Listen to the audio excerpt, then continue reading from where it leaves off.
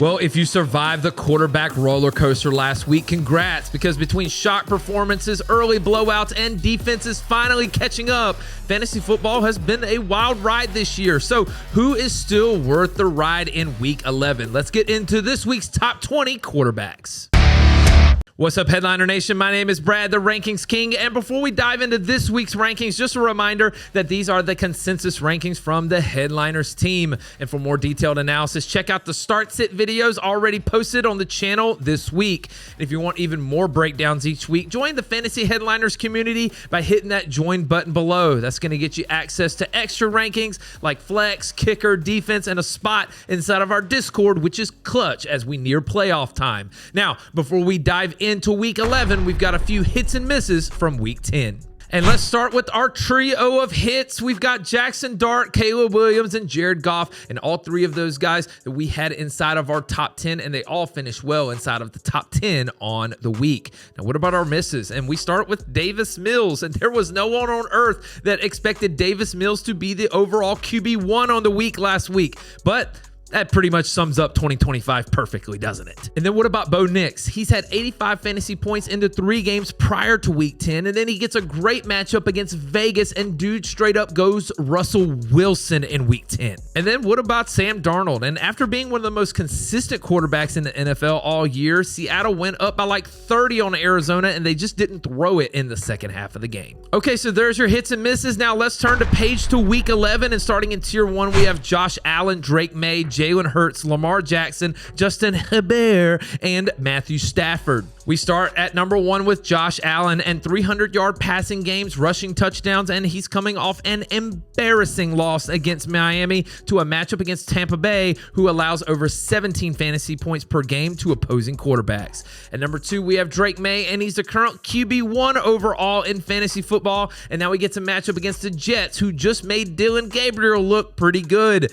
Drake May will have a chance at least at another huge day in Week 11. At number 3, we have Jalen Hurts, and Hurts struggled in Week 10, but now he gets a matchup going up against Detroit, who allows almost 19 fantasy points per game to quarterbacks and is much easier to throw on than run on. At number 4, we have Lamar Jackson, and Lamar is coming off a slightly disappointing Week 10 game to what looks like a tough matchup against Cleveland. Lamar tends to own Cleveland, though, and in their game in Week 2, he threw for 4 touchdowns against them. At number 5, we have Justin Herbert, and the passing game is working just fine in LA, and Herbert continues to use his legs weekly for some rushing upside. Now he gets a matchup against Jacksonville, who allows the second most fantasy points per game to quarterbacks. At number 6, we have Matthew Stafford, and Stafford has had multiple touchdown passes in all but 2 of his games this season, and he's had 14 in just his last 4 games. If Puka and Adams are on the field, his numbers are crazy, and the Seattle defense allows over 17.5 fantasy points per game to quarterbacks. All right, that's it for Tier 1, and before we head into the next tier, I want to make sure that you're all hooked up on Underdog. You already know that we're crushing those player pick'ems on Underdog this year, so what are you waiting for? Head over to Underdog Fantasy or download the app. Create a new account using the referral code Headliners when you do so.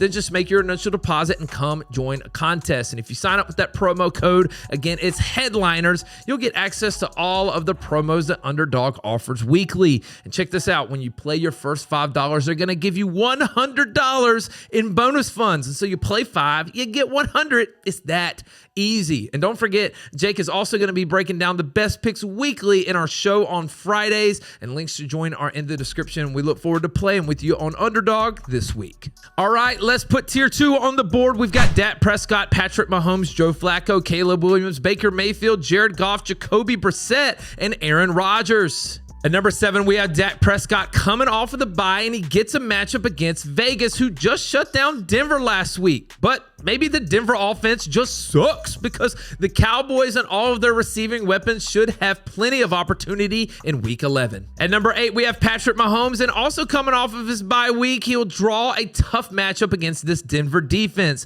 With all of his pass-catching weapons healthy and an extra week to prep for this game, Mahomes should still have a top 10 day. At number 9, we have Joe Flacco, and Joe Burrow may be getting close to a return, but for right now, the Flacco resurgence is in full effect. expect. He's coming off the bye week, and he gets a matchup against Pittsburgh, who he just hung 342 yards and 3 touchdowns on 4 weeks ago. At number 10, we have Caleb Williams, and listen, it hasn't been pretty for a couple of weeks for Caleb Williams, but he has scored 20 points over the last 3 weeks in just the rushing side of the game. Now he gets a matchup up against Minnesota, who allows the league average of 17 fantasy points per game to quarterbacks.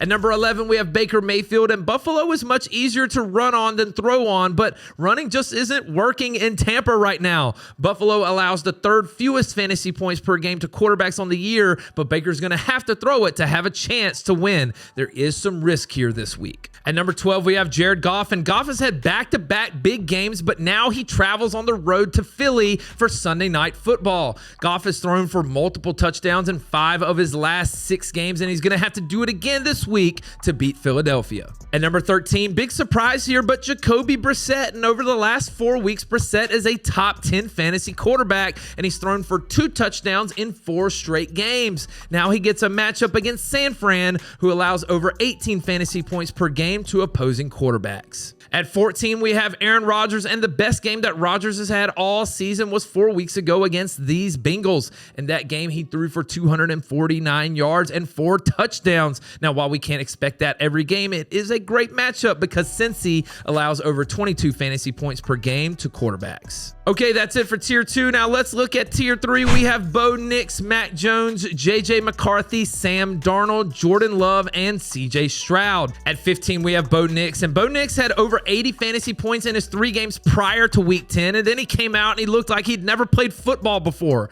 Now he gets a tough matchup against Kansas City, and we just never know what Denver offense is going to actually show up. At 16, we have Mac Jones, and it's still unclear at the time of this recording whether or not Purdy returns this week, but there is a chance that this team gets back Ricky Pearsall. Mac played Arizona earlier in the year, and he scored 15 fantasy points. It's not a huge ceiling here, but a pretty safe floor. At number 17, we have J.J. McCarthy, and watching McCarthy play football just makes you feel dirty. Last week, he only completed 47% of his passes, but he does have 7 total touchdowns and over 100 yards rushing in 4 games, and now he gets the Bears, who allow the 3rd most fantasy points per game to opposing quarterbacks. At 18, we have Sam Darnold, and Darnold was a killer in Week 10. Seattle went up by 30 points in what felt like a quarter. They scored 44 points, and he only threw the ball 12 times the entire game.